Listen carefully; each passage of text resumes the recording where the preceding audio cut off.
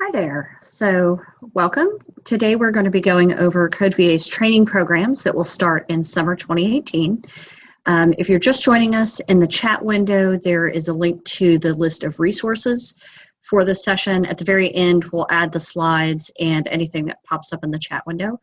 As we're going, please let us know if you have any questions. We'll be stopping throughout to answer them, and just let us know what you need.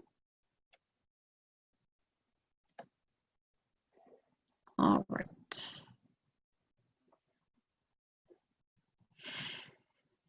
Oops, clicked one too many times. All right, so just a little bit of an introduction. CodeVA, we're a statewide nonprofit here in Virginia, and our goal is to bring computer science education to all students across Virginia. And so we work very closely with school divisions, with teachers, with state level agencies to make sure that there's equitable access to computer science across the state. And so again, today we'll be talking about our training programs starting this coming summer. We're really scaling up this summer in response to our computer science SOLs that just got passed this last year. If you're not familiar with those, we did a webinar last week that's recorded and posted on the website, same place that this will be posted after we're done.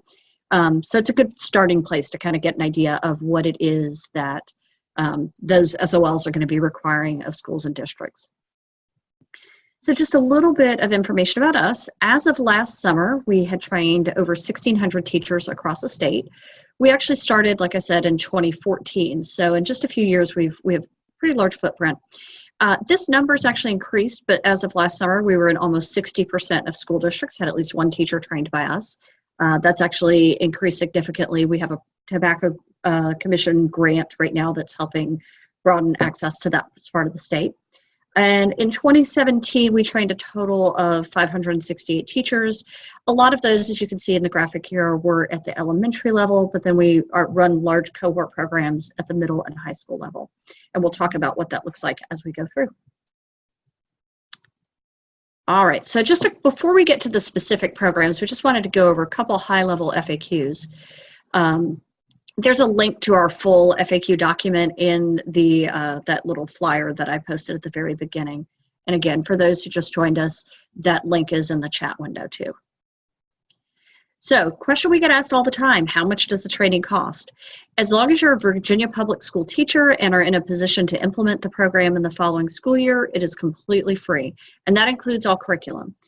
We realize that budgets are tight, and so our goal is to get completely free, equitable access to all in-state Virginia teachers. There is a little bit of a fee for private schools, and that basically covers the cost of lunch and materials and our facilitator time, but it's fairly nominal. So if you are a private school and need that information, just reach out and we can get that to you. Do we cover travel cost? Unfortunately, we do not have funding to cover travel costs, and I think a lot of folks outside the state are surprised. Most people think about us north-south as they're heading back and forth to the beach. But the reality, of course, is we're much larger than that. And, it takes a very long time. I think it's like 10 hours to drive link to link. And so while we don't cover travel costs, this summer we are scaling our programs. Traditionally, our programs were offered here in Central Virginia. And this coming summer, we're going to be operating in different hubs around the state. So we'll look at where those hubs are and talk a little bit about that too. All right, so our training schedule. You can get more information on our website. There's a link here. The link is also in that flyer document. So we're starting this June in very southwest Virginia. You'll notice on the website that the location is just sort of a generic. It says, Southwest Virginia, Danville, places like that. Some of them we have an exact street address of exactly where we'll be. Some of them we're still trying to work it out with partner organizations. So as that gets updated, we'll be updating our website. And then for folks who've registered for training in those regions, we'll also send out emails about that information. So June 4th through 8th, we're in very southwest Virginia.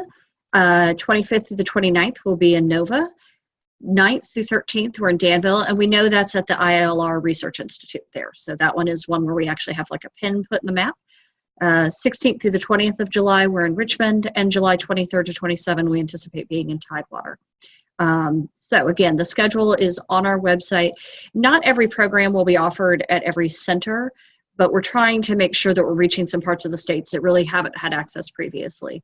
And so some of that will also depend on enrollment. If we have a session with 5 people in one area and 50 people in another, we'll be running it at the center that has higher enrollment. We're anticipating having a minimum of about 600 teachers go through training. We have room for more with the funding, but we're seeing that as kind of our minimum step as we build out these hubs across the state. So a question I get asked all the time, do I need to know how to code? And the answer to this is no. Our trainers and our programs are intended to meet the needs of a wide range of experiences. And what we mean by that is a lot of teachers get assigned to this, you sort of voluntold that next year you get to be the computer science teacher, and that's perfectly okay. Our facilitators are very used to taking people from never having even heard of computer science to being able to teach a class. But for folks who do know how to code and have some experience, we kind of scale and scaffold. Just like you differentiate in your classroom, we do some differentiating during our training. So if you know coding already, you're not going to be bored in the session. So when we work on coding pieces, we try to make sure that we have examples that are sort of mild, medium, and spicy. So mild would be the absolute beginner, where do you need to start, and some challenging exercises for those who have a little bit more experience. One of the other pieces that's really important to understand, and you'll actually see this when you read through the SOLs and start to look at the structure, computer science is more than just coding. Computer science is about how do we solve human problems using computer technology. And so when we think about it that way, there are a lot of other things that students need to know. And again, when you look through, especially the K-8 SOLs, you'll see a lot of that reflected. So it talks about data and analysis. It talks about the internet and networking, cybersecurity, computer impact. How is this changing how we live? So there are a lot of pieces that are beyond coding. So even if you know some coding, there definitely is something in the training that will sort of stretch your skills and grow. So again, we really scaffold that as we go through and make sure that you're getting what you need. Our facilitators are great about responding to everybody's needs in those sessions. All right, so getting to our actual programs, we have 6 programs, 2 for sort of each grade band. At the elementary level, we do a Computer Science Coaches Academy and then a one-day program that we call Launching CS. Middle school, we have Project GUTS, which embeds computer science into science classes. We also have a standalone elective called CS Discoveries. And at the high school level, we offer just a standard elective, Exploring Computer Science, and then an upper level course, which is AP Computer Science Principles. And so we're going to take some time, go over some broad information about each of these programs. Again, in that document that we provided, both in the chat window and at the very beginning of the session, there are links to our website with a little bit more information. It has a downloadable flyer about the program, so in case you need just something to print out, share with the principal, share with a colleague, and then also the link there to where to go to actually register or apply for registration. So before we get started on the programs, I wanted to touch base about our trainers. This is actually what we really feel like makes our program so special. Our trainers are absolute experts in implementing computer science in classrooms.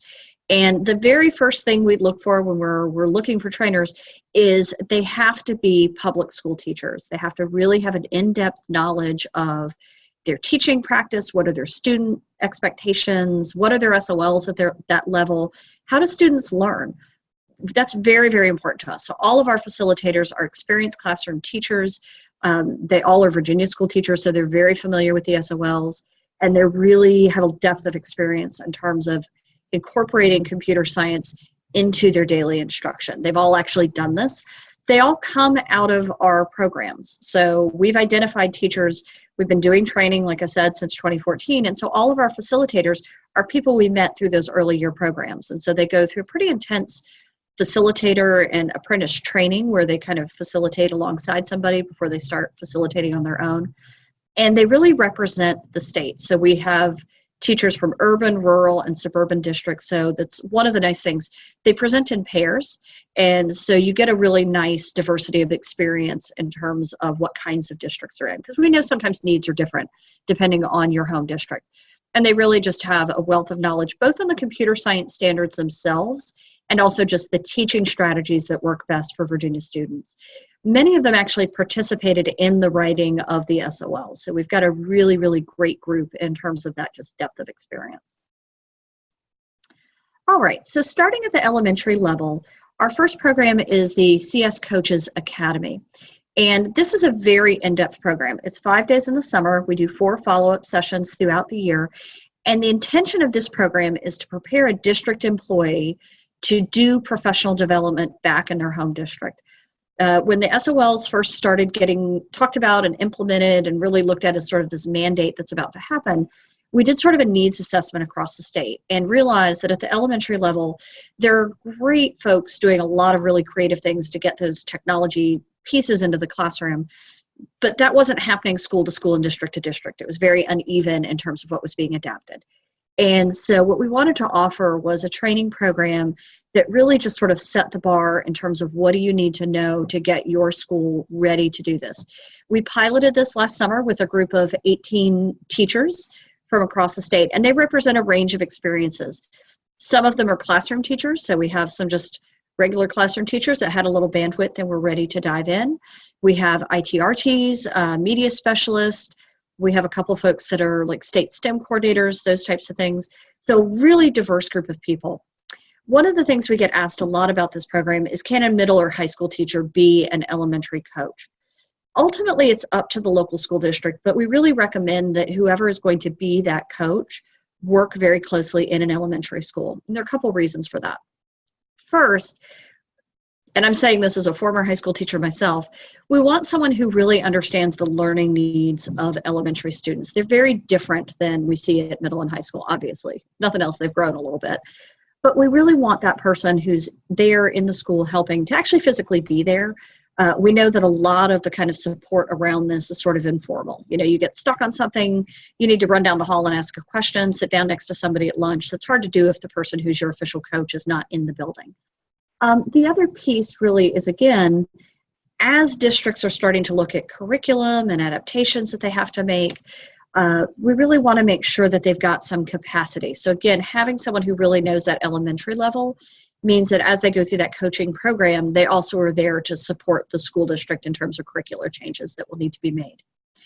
As the slide says, it's a blended program that goes over a whole year. So we have online resources. Those have 3 modules on learning to code, 3 modules on non-coding computer science topics. We then get into some of the teaching strategies. What are tips and tricks that you can use to get this into your classes? And again, really recognizing that computer science doesn't just mean coding, and there are a lot of nuances to the SOLs. So if you've looked at them, you may notice that the elementary SOLs at kindergarten and first grade, it says either coding independently or collaboratively. And so that means depending on your school setting, you may have students in first grade coding by themselves, or they may be working in a group with a teacher or a support person. They may not necessarily have to, but by second grade, it says both independently and collaboratively. So there is that expectation that they're doing some coding. So those are the kinds of nuances that the coaches are getting trained in. The in-person session, we get a lot more time to go in depth on those topics. We also do coaching on what's different between adult learners and children learners. Not all of our coaches have necessarily done professional development before, so we give you a grounding in that. We talk a lot about peer coaching, how do you sort of do change management within your school. And then it's a lot of time to sort of do some lesson planning and designing and thinking and just bouncing ideas off each other. So that group has really worked well together this year in terms of exploring how do we bring computer science to elementary schools across districts and then ultimately across the state. So very strong program, you know, it's growing. We anticipate, just based on current demand, that we're seeing at least 4 or 5 cohorts happening across the state. And we're working on sort of meeting facilitator capacity to make sure we can have that happen. So that is the Coaches Academy. The next elementary program we have, we call Launching CS. This is intended for classroom teachers. It's a 1-day session. And so, you know, you're a second grade teacher, you're trying to wrap your head around this. This is a really good starting place. We typically run at least one of these sessions with each of those hubs that we'll be doing. Usually it happens on a Thursday or Friday during the week. This year, most likely, just due to travel restrictions, it'll probably be those Thursdays. And really, it's focused on how does an elementary classroom teacher incorporate the new SOLs into their daily instruction. One of the things we know because of the mandate that's happening is the intention is for computer science not to just be a pullout. It's supposed to be integrated in with regular instruction. So happening at the same time, students are doing language arts and social studies and math and science. And so this really talks, first of all, about tools, what are free resources. One thing I may have forgotten to mention, all of our trainings use free curriculum, free resources, free tools. You know, it's great if your district can afford to purchase, you know, a set of robots or, you know, different activities and unplug things, but we recognize that not every district and school has that kind of budget. And so really when we're doing training, everything we present is free and available. So the Launching CS will go through some of those tools and resources, not just how to use them, but also how to use them with children. So how do you actually use that in your classroom? Our elementary training folks are especially skilled at how do you build this into your everyday instruction? What are just some neat tips and tricks? What are their experiences? What are they seeing in terms of engaging their students? How does this relate to project-based learning? How does this relate to sort of design thinking? All of those pieces that we're trying to incorporate with our students. So they just have a real depth of knowledge there, and it's really interesting to always hear back after those sessions happen about the different ideas that are generated. So those, again, it's a one-day session. We do those in the summer along with our hubs. We also run them throughout the school year. So we actually have several coming up in districts around the state right now. So we have trainers that can go and either do Saturday sessions in your location. Some districts choose to do them as several after-school sessions, so those 8 hours might get stretched over 2 to 3 weeks.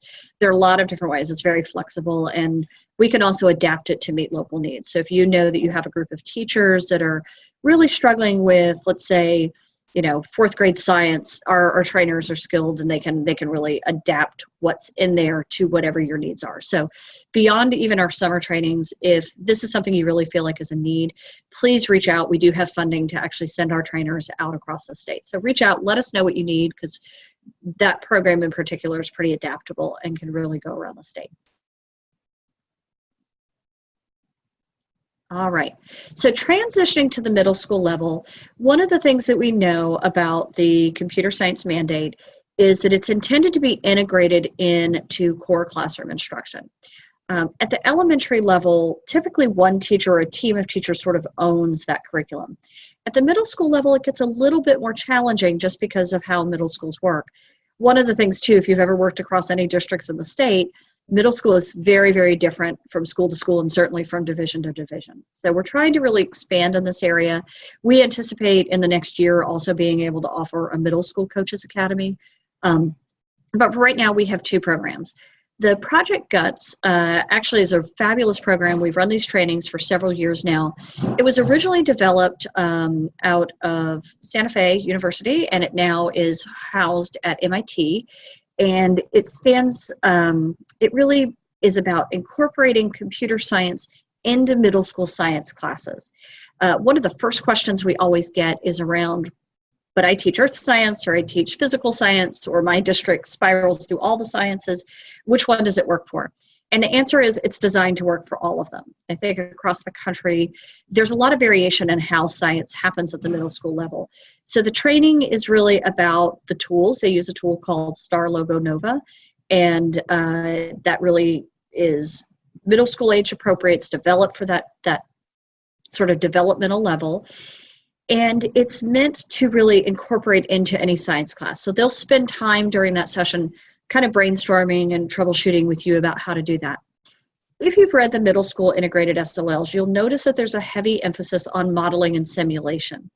And so at the 6th grade level, it basically says that students should be using models to conduct simulations. By 7th grade, they should be modifying models to conduct simulations.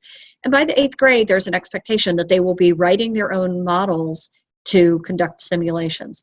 So this training program is really tailored exactly for that sort of progression that we see through those middle school standards. It's a major area of emphasis for the new SOLs. It's a 3-day session. We have follow-up Saturday sessions. Sometimes those Saturday sessions, depending on weather, we'll conduct those as a series of webinars. And as I mentioned, we've been conducting trainings in Project Guts since 2015. We work very closely with the development group at MIT. It's a really, really strong program. Like all of the programs we run, since the curriculum is free, you can actually look at it online. That's in that registration flyer. If you go to the middle school page, the link is there. It has a lot of resources, so it might spark some ideas for kinds of things you can do in your classroom with it. They also, which I think is fabulous, they also have curriculum for running after school programs. So we know that something we get asked a lot at the middle school level is, hey, I have to run a club or a lunch buddy, or I've got to do something after school. What do you have? The Project Guts materials are particularly strong for that. So it really fits a lot of needs. And we hear a lot of positive feedback from teachers who've been through that program and are implementing it. Now, the next big request that we get is for a middle school elective. And so in the SOLs, a new middle school elective was defined. We'll talk a little bit about the structure of that elective. The program that we have that maps to a middle school computer science elective is Computer Science Discoveries. You'll notice here that we've got the Code.org logo. This is a Code.org curriculum. CodeVA is Code.org's regional partner in state. So we implement Code.org's programs in state. We've actually been partnered with them since 2014. We're the same age. Originally, Code.org was really focused on large urban districts. They're sort of trying an experiment to see if there was even any interest in professional development. At the time, I actually had worked with a couple of the folks that ended up Code.org employees, and so they sort of approached us and said, hey, do you want to try an experiment? We know you're about to start doing some professional development. We said, sure. So we actually, the very first summer that they started running trainings, CodeVA did here in Virginia too. It's where a lot of our first facilitators came from, was that first summer. So they, I think, experienced the same thing we did nationally. There's just a lot of demand. Middle school is a nice place to try out computer science. You're not competing with graduation requirements. It's a great time for students to really get interested and explore and try to figure out what electives they want to take in high school. And so a couple of years ago, they started working on their Computer Science Discoveries curriculum. Just like all the curriculums we offer, it's free, it's online. If you want to poke around and just see if it, kick the wheels a little bit and see if you like it, it's there and available for you. This maps to this new computer science elective here in Virginia. And so when you look at the SOLs, that elective, I think it's the only elective I've seen at the state level that's sort of structured this way. There was a real recognition that, again, middle schools do electives very differently. We know that some schools do 6-week rotation electives. Some schools are still on a trimester, so they need a 12-week program. Some do semester, and some even go all the way to 1 year. So when you look at those standards, there basically is a 6-week, 9-week, 12-week, 18, and 30. It's kind of like a choose your own adventure. In order to prep for teaching that elective, no matter how your district does electives, this program is very adaptable for that. So the very first thing you'll notice with the SOLs is the 6-week version is centered on coding. The team really felt like that was an important place to start. The 9-week version adds on computer impact, so not just coding, but talking a little bit more in depth about the ethics and how is this changing the world around us. And when we talk about computer science, there are actually 6 strands.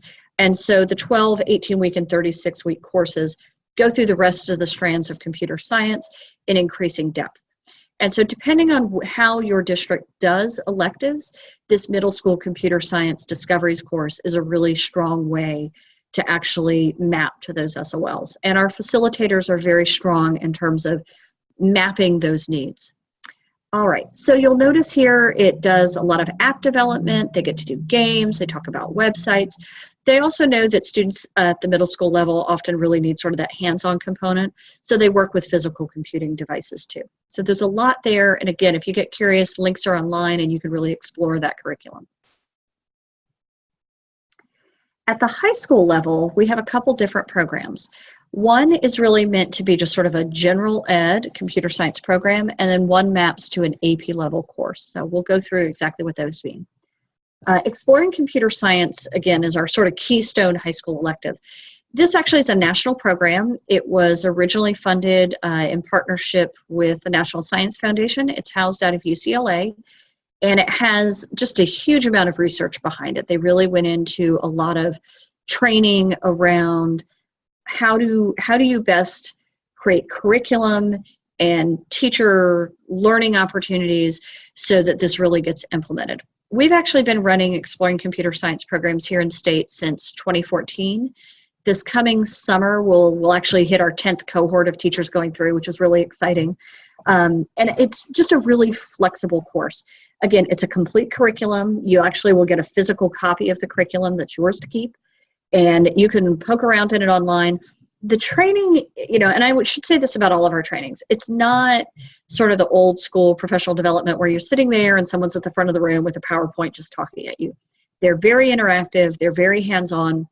And you get a lot of experience with how do you actually use the tools and resources. So Exploring Computer Science, just like a lot of our programs, it's a 5-day program in the summer, and then there are 4 follow-up Saturday sessions that you'll return back to throughout the year. The summer program will cover units 1 and 2 of the material, so you're ready to hit the ground running at the beginning of the school year. And then each of the following Saturday sessions will prep you for sort of that next upcoming unit. One question we get a lot about this program is, what does it map to? And I think that's one of the reasons it's been so successful in state, is it really maps to a myriad of classes across the state.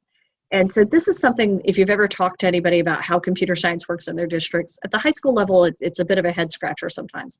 Depending on where you are in the state and the size of your district, some school divisions have it strongly in math, some have it squarely in CTE, some have both. When I was teaching high school computer science, some blocks I was a math teacher and some blocks I was a CTE teacher. I was always doing computer science, it just sort of varied. And so we've actually mapped it to several different programs that are currently on the map. So computer math, that's an elective that's actually been around since the 80s. We have a lot of teachers use that as computer math. When I was a high school teacher, that was actually our intro course mapped to that computer math class. IT Fundamentals, which is Verso course number 6670, that's the CTE code. That's probably the place where we see most people land exploring computer science. It's a really strong mapping there. We also see some districts who are looking to sort of revitalize their CTE programming course, use that Verso course code, which is 6640. One of the things you'll notice if you've read the computer science SOLs is they actually identified 3 new electives at the high school level. The first one in that sequence is called Computer Science Foundations, and it covers coding and all of the other strands of computer science. And so that one actually was built around sort of this ECS model. And so the other piece we say all the time is, if you're not sure, just ask. I actually probably should have included in the slide. We know a lot of programs around the state that are doing game design. That can be used here. It's a very flexible curriculum. And so it's a great starting place if you've never done this before, but it's really designed for you to sort of learn, get comfortable, learn the tools, join the communities. You have some people to work with on this, and then really sort of tweak it and make it your own. So, you know, if you're sort of scratching your head, trying to figure out where it goes, hey, I've been told I have to take over this elective here, I'm not sure what to do, please reach out and ask. We currently have a team of 5 facilitators that work with that. We're actually about to expand and add some apprentices there. So we've got teachers across the state who have been doing this program. So even if I don't know right off the top of my head what an implementation might look like, somebody in that program does, because there's been just a lot of really creative work happening around this across the state. So please reach out and ask if you're not sure how to sort of map that. And again, this is a good sort of CS 101 high school level course. As we go over the next couple years, we are doing some curriculum writing this spring, and we're planning over the next few years of adding some programs around the other 2 high school electives that were created. The one, and so we have Computer Science Foundations. The next level up in terms of the new courses that were created is called Computer Science Principles. We'll actually talk about that in just a second. And then there's a 3rd level kind of computer science programming class, and that one is a very coding intensive course. So we're hoping over the next few years to sort of beef up and add trainings around those as we see schools grow those programs. But again, I know the DOE right now is working on sort of course codes and where all this sits. So if you get stuck, please reach out. You can also reach out to Tim Ellis, the CS lead at the state level, and he can help you if you need. So the last level course that we are offering trainings on this summer is AP Computer Science Principles. You'll notice again that this is a code.org professional program. So this is the curriculum that they wrote. This will, I think, this is actually our 4th summer, no, 3rd, 4th, I'm having a moment. Anyway, we've done multiple cohorts of this. This is an AP endorsed CS Principles program. And so what that means is when Code.org developed their curriculum and their training program, they went through the process with College Board. So this is an official College Board program. If you've ever looked at AP Computer Science Principles on College Board's website, you'll see that there are these endorsed providers. This is sort of a new thing that they've done with CS Principles, and the College Board program is one of those endorsed providers. So if you're familiar with AP courses, one of the things that we'll be doing is actually, how do you do AP audit? How do you do your syllabus and all of those kinds of just nuts and bolts? Again, it's a great program. We have 2 trainers that both are AP readers, and that means that they actually work for College Board and do the grading of AP exams, so they have just a huge amount of knowledge in terms of implementation. Both are very, very experienced computer science teachers, so just a huge depth there. And one fun fact, we actually just found this out the other day, but last year's cohort of test takers, like the students out of last year's cohort, not even previous years, they were 25%, oops, I have a typo there. They were 25% of Virginia's computer science principals exam takers, which is actually kind of exciting to think about, that, you know, that tiny little cohort really shifted the needle quite a lot. So it's built around Code.org's App Lab. So the language they're working in is JavaScript. And again, if you're curious, you can go online, check it out. It's completely free, non-gated. It's a really nice environment. So it starts with a block-based language, so you can drag and drop, and then very easily you can hit a button and transition over to typed code. And so it gives you a lot of flexibility in terms of inviting a diverse group of students into that course. There really is a lot there to hit different interest levels. AP Computer Science Principles is really unique. It was a brand new program developed in partnership with College Board and the National Science Foundation. I was very lucky to get to be one of the pilot instructors the very first year. They piloted a group of 10 high school teachers with me, and it was just an incredibly exciting course. So traditionally, when we've looked at computer science courses in K-12, it's been very focused and very heavy on coding.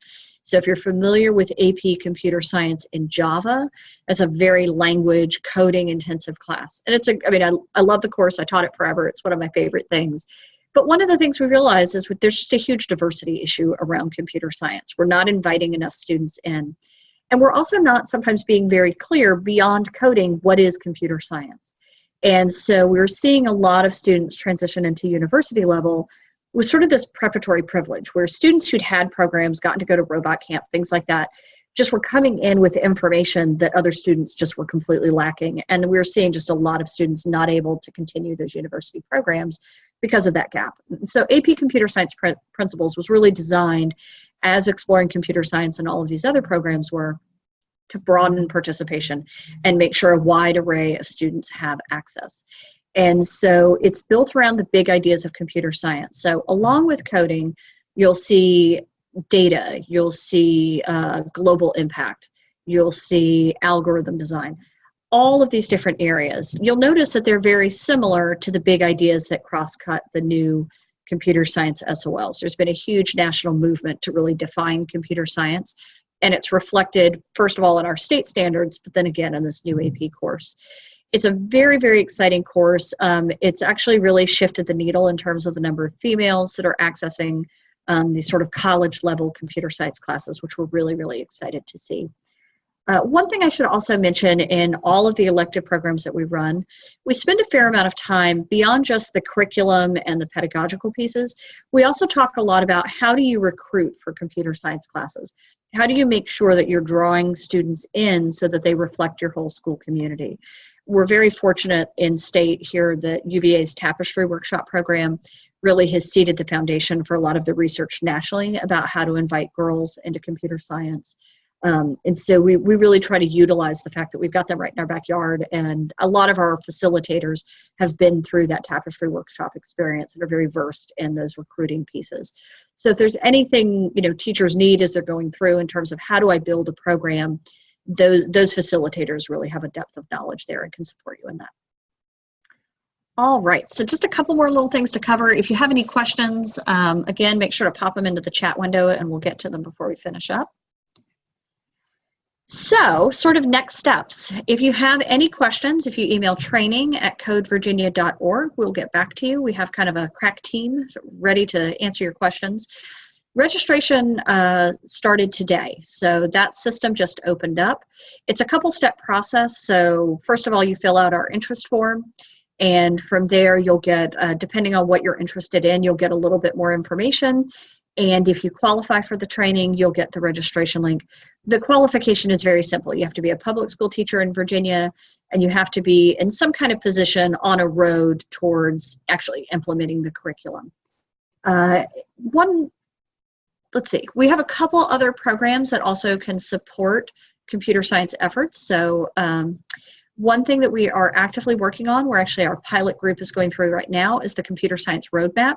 The link is here. It looks like the graphic cut it off a little bit. It's also in that flyer that's linked in the chat window and at the beginning of the presentation. That is really a district level program. So it's not really about face-to-face with teachers.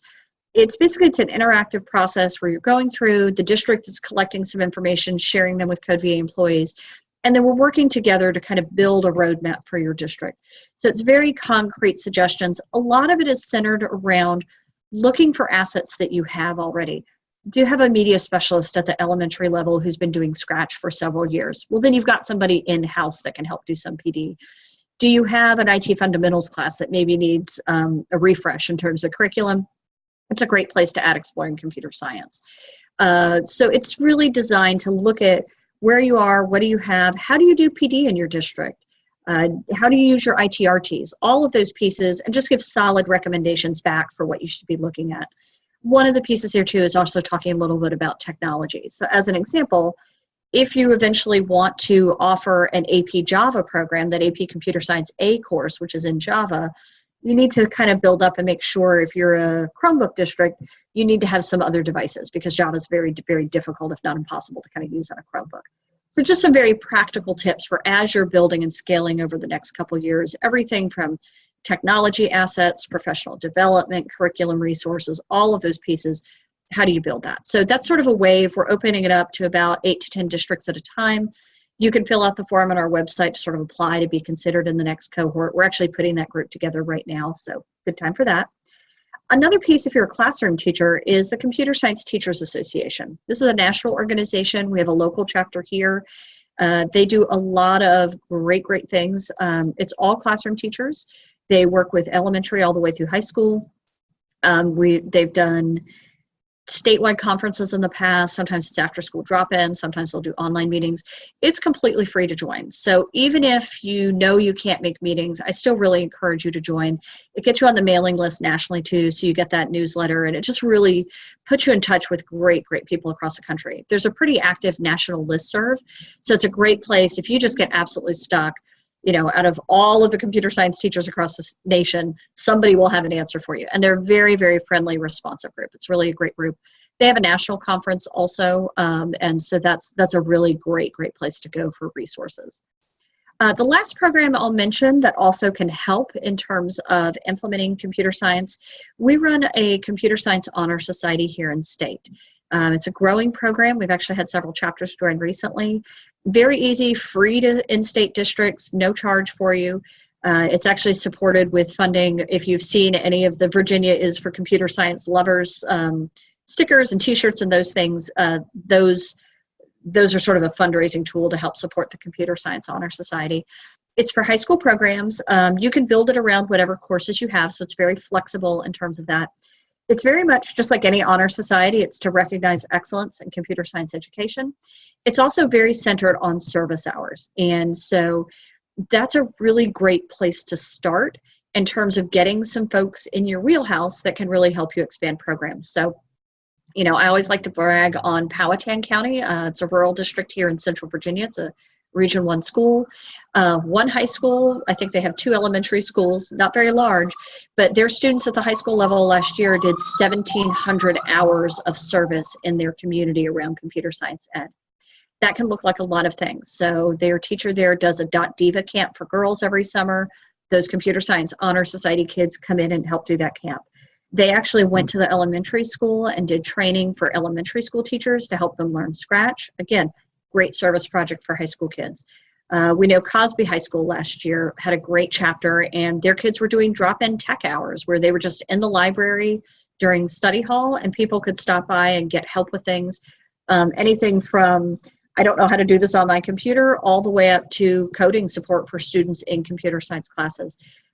There's no prescription on how those service hours happen, which I think is one of the strongest pieces. It's up to that teacher and school community to really build what their community needs. So there's just a lot of different creative ways that those high school students can really help support your efforts in your district. So it's a good, you know, it's a good way to keep those kids busy and really helping out as you move, because they've just got a lot of lot of energy and great ideas and things to share. So that's a, again, free program to you to run. And just as I said throughout the whole thing, if you have any questions, you're not sure how to start, where to go, what to do, please just reach out. It doesn't matter if you're a classroom teacher or district level person, we're really here to support you in your efforts. We have a lot of employees here really working hard to make sure you have what you need. The other thing we're really starting to look at internally is, while most of our programs are around these larger cohorts, we recognize that now that there's this mandate in place that we'll need to offer some different touch points and levels. So if there's something that you really feel like you need in your district, please reach out. We do a lot of sort of district triage where someone calls and, hey, I need to do a game maker class. How do I get started? And again, even if I don't personally know, someone in our staff or in one of our training programs will certainly have an answer for you. So really keep that in mind. Don't let yourself get isolated or feel like you're stuck. We're really here to support you in any way that you can. All right. Well, I'm checking the chat window. It doesn't look like we have any questions at this point. So again, if something pops into your head when we're done, please reach out and email us. That's what we're here for. I'm going to go ahead and end it there, and happy coding. And again, please let us know if there's anything we can do to support you as you're moving to bring computer science to all your students. Thanks.